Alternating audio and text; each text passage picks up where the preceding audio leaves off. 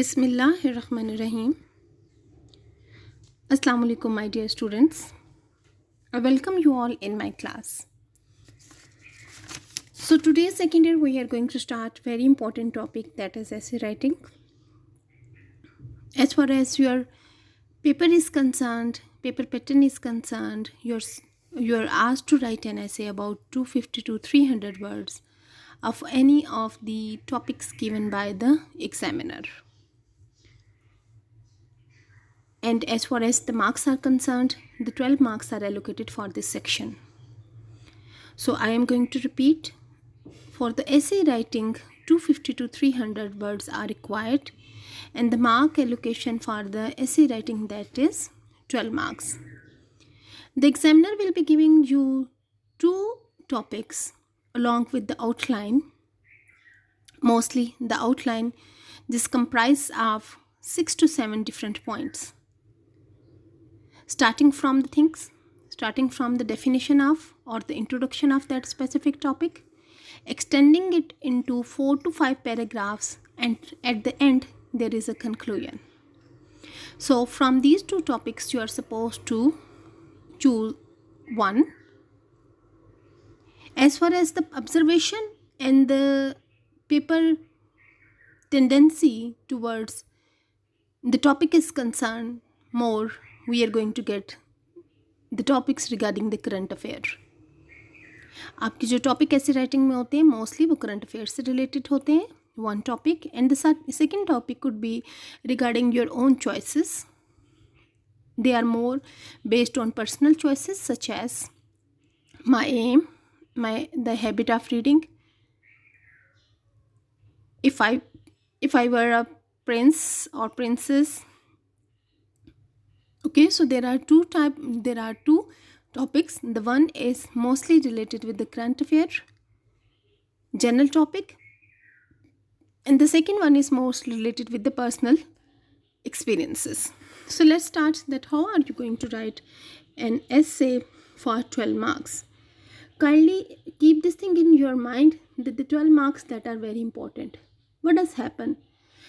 As the student attempt most of the time the essay writing at the end of the paper, so they leave it incomplete. It gives a very negative impact. So what you are going to do, that you must complete all those points that are mentioned in outline.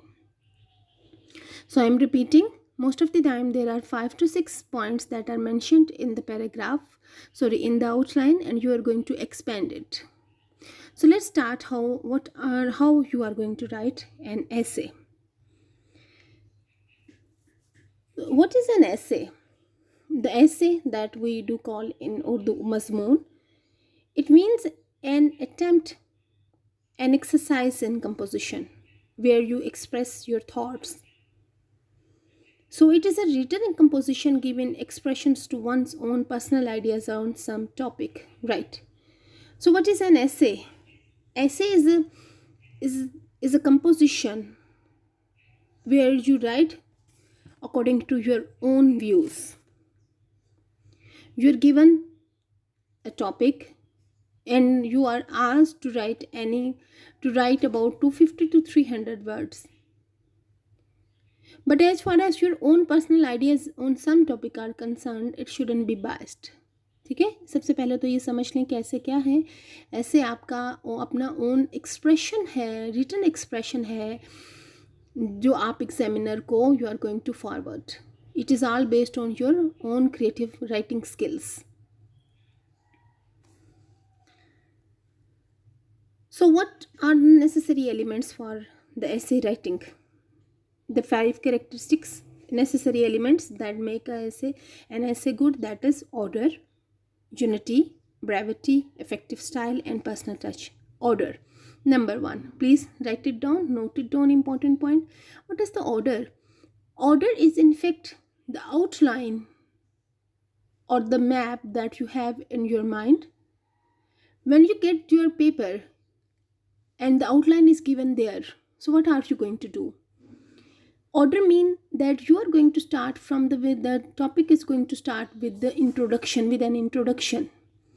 It doesn't mean that on the very first paragraph, on the very first sentences, we are going to say, in my opinion, such as we just take the example here, corruption.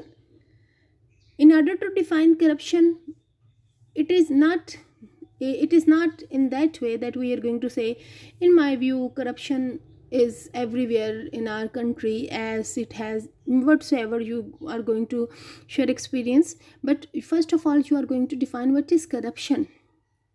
Okay, what is corruption, how it has grown into different institutions, different departments. Okay, so order is that first we are going to introduce the topic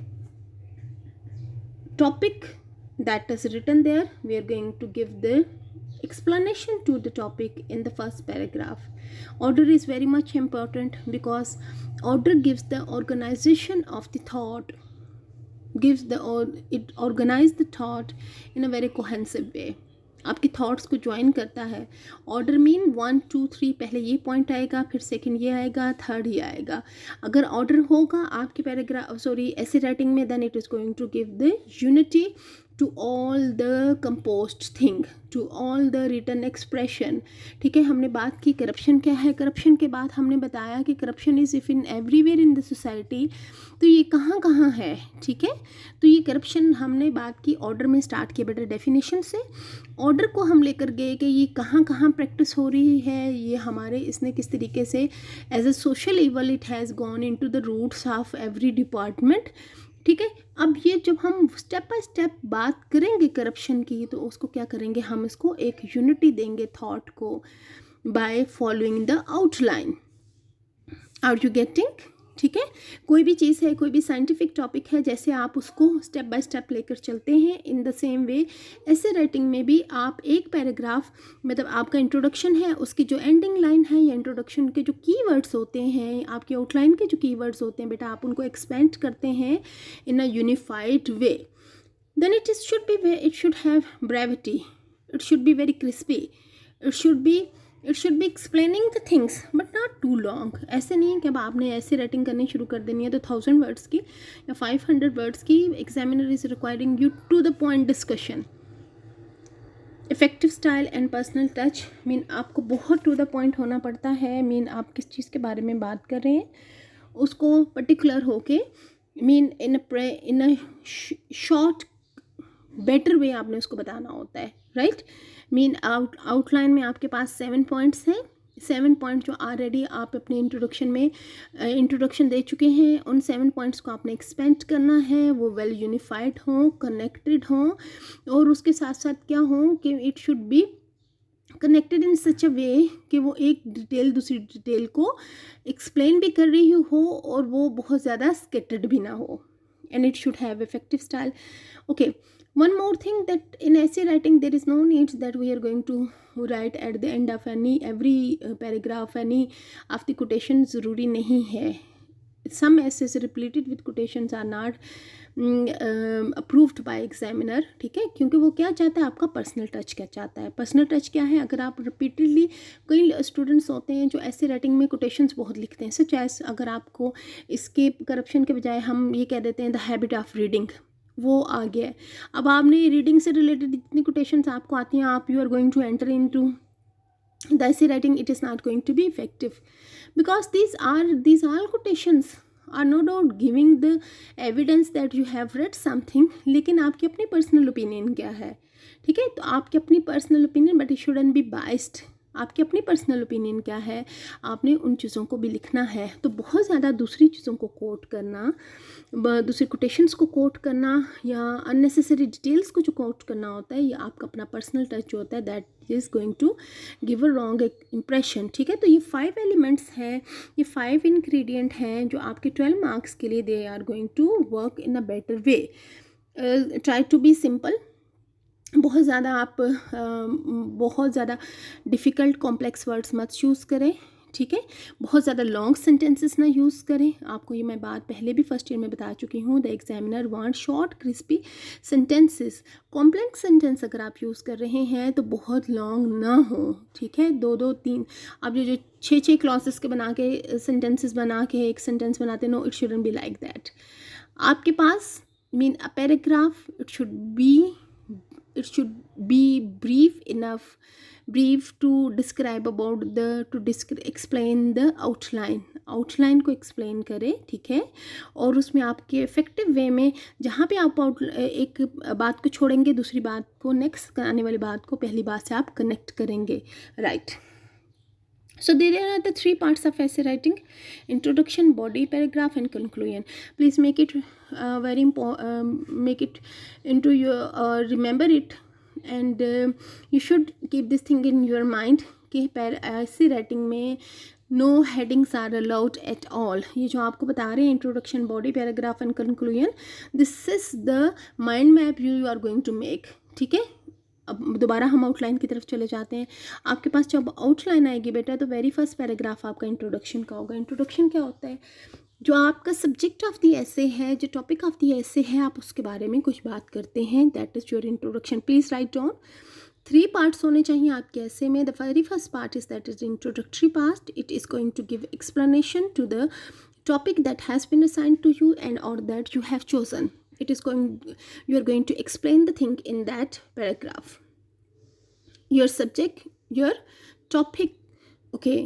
And then body paragraph, these are mainly 5 to 6 outlines that are directed by the examiner. 5 to 6 outlines, 5 से वो 6 outlines होती हैं जो उसी आपके content को क्या करती हैं, आपके टॉपिक को एक्सप्लेन करती हैं। 5 to 6 outlines, these are the 5 to 6 outlines, okay. Are you clear? आपके बॉडी पैराग्राफ को जो क्या करेंगी, जो आपके सब्जेक्ट ऑफ द एसे को इन ईच डिटेल बताएंगी। So then it's the conclusion. Again please if you have your model paper on page number 10 that we have shared in our orientation lecture, in the last question number 7, you will get the guidance from that कि उसने आपसे introduction मांगा। 7 outlines के करीब हैं उसमें जो connected हैं, जो आप कंपाइल करेंगे in 5 paragraphs, that would be the body of the letter, और then it comes to the conclusion. Conclusion क्या है? Conclusion that is the final paragraph in the conclusion. The letter the essay can be expanded as per the demand, लेकिन आपने उसको to the point रखना है। So every essay has beginning, middle and end. In a 5 paragraph essay the first paragraph is called introduction. ये हम आपको एक you can से एक एवरेज वो बता रहे हैं किस तरीके से होना चाहिए। The next 3 paragraph consist of the body of the essay. It depends on the topic और the you can say the outline that has been given by the paper setter, ठीक है। आपने हर आउटलाइन में जो जो पॉइंट उसने कहे हैं आपने उनको सबको एड्रेस करना है। So it is up to you कि अगर 6 आउटलाइंस दी हुई हैं, 7 आउटलाइंस दी हुई हैं, आप उनको 4 पैराग्राफ्स में कैसे करते हैं। कुछ आउटलाइन के जो पॉइंट्स आप मर्ज करेंगे, कुछ को एक्सपेंड करेंगे, and then the last in the final paragraph we are going to give the conclusion. Concluding हम अपने नोट्स जो हैं we are going to give. So these are the part of the essay, good essay. Then again this is for your convenience that if you are feeling any problem कि हमने किस तरीके से चलना है, so this is the map that is given to you, that how we are going to do the work. So again I'm going to explain. The introduction is the first paragraph in essay. It must be interesting to the reader and must say why the topic is important. A writer can draw the reader's attention and make him prepare for the direction that the essay is going to take. A writer can provide the background information about the topic. So again introduction में क्या है बेटा, आपके पास definition है। introduction में क्या है, आप डायरेक्ट करते हैं, आप you just grab the attention of the reader, ठीक है। आप उनको प्रिपेयर करते हैं what are you going to say in the coming lines। और अगर इससे रिलेटेड कोई बैकग्राउंड हो, ठीक है, बैकग्राउंड से रिलेटेड क्या है, सच एज कोई भी एक ऐसा टॉपिक हो, it varies according to topic, ठीक है। कुछ टॉपिक्स आपके सिर्फ बैकग्राउंड आपकी डेफिनेशन मांगते हैं, कुछ टॉपिक्स जैसे साइंटिफिक टॉपिक हो सकते हैं, but he has written, the examiner has written in it. कुछ टॉपिक सिर्फ आपसे एक्सप्लेनेशन मांगते हैं, कुछ टॉपिक आपको आप रिलेट करना चाहते हैं, सच एज अगर आपके पास टॉपिक है the happiest day of my life, अब आप ये तो नहीं बताएंगे ना कि हैप्पीनेस क्या है, उसको डेफिनेशन नहीं देंगे।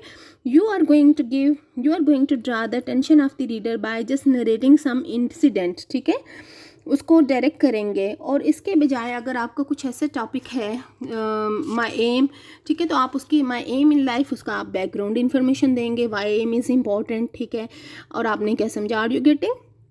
The second paragraph general statement, introduction it could be by general statement हो सकते हैं, thesis sentences हो सकते हैं। general statement क्या है, हमने ऐसे ही बात कर दी, ओके, such as हमने कह दिया the habit of reading is an important activity, ठीक है। thesis statement sentences क्या हो सकते हैं कि आप ओवरऑल प्लान ऑफ मीन, आपने अपना जो टॉपिक चूज़ किया है उसमें एक स्टेटमेंट रख ली और उसी स्टेटमेंट को आप जो एक्सप्लेन करने जा रहे हैं, that is your thesis sentence. मतलब आपका टॉपिक ऑफ द एसे आपने जब उसको एक्सप्लेन करेंगे तो that is the thesis statement. Such as अगर हम ये कहते हैं माई एम और ग्रेट विश, ठीक है, माई एम और ग्रेट विश, तो हम क्या कर सकते हैं, हम अपना थीसिस स्टेटमेंट क्या कर सकते हैं। थीसिस स्टेटमेंट बेटा ये हो सकता है, सेंटेंस हो सकता है, aims noble and high win God's favour and brings success.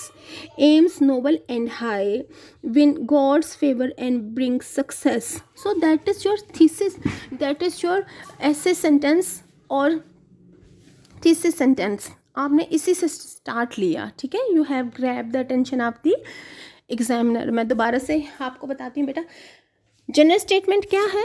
General statement क्या है, जनरल स्टेटमेंट इस तरह से है कि हमने हमारा टॉपिक है, मैं फर्स्ट डे इन कॉलेज, मैंने कह दिया I was admitted to government college of my city after I pass my matriculation examination, ये जनरल स्टेटमेंट है। थीसिस सेंटेंस क्या है कि मैंने अपना टॉपिक जो है किसी कोटेशन से स्टार्ट किया, जैसे मैंने आपको बताया माई एम और ग्रेटेस्ट विश क्या है, एम्स नोबल और high win God favour and win success, यह आपका थीसिस सेंटेंस हो गया कि आपने उसको एक डिफरेंट वे में स्टार्ट किया।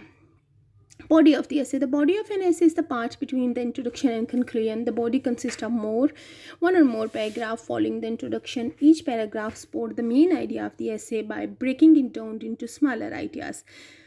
Body of the essay, it is as per the demand of the examiner. If he has given you, again I am repeating, अगर उसमें आपको 6 or 7 outlines दी हुई हैं, you may merge these outlines into 4 paragraphs. But each paragraph must support the main idea. आपका जो main idea है, जैसे माई M in life है, इसी को सपोर्ट करना चाहिए।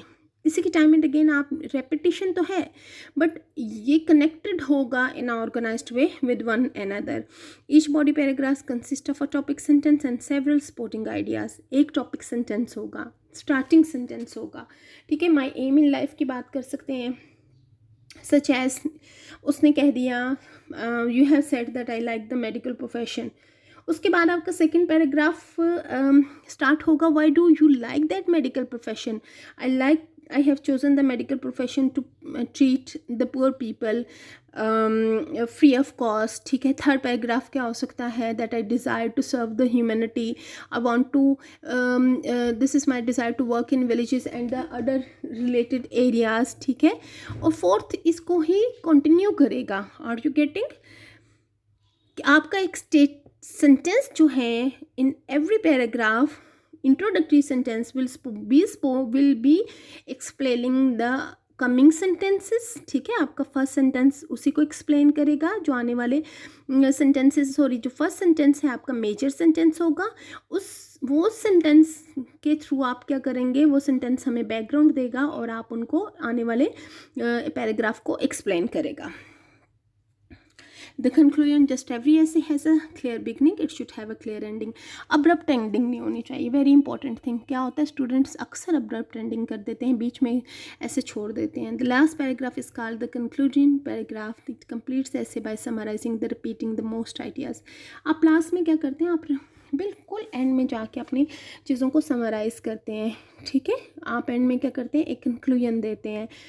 Try to be unbiased in those things. अगर आर्गूमेंटेटिव वैसे ना हो, उसने आपकी ओपिनियन नहीं मांगी तो आपने ओपिनियन नहीं देनी, राइट। अगर उसने आपसे ओपिनियन मांगी है तो आप उसको देंगे, ओपिनियन देंगे। एक्चुअली जो लास्ट पैराग्राफ होता है, it is connected with the previous one details, ठीक है।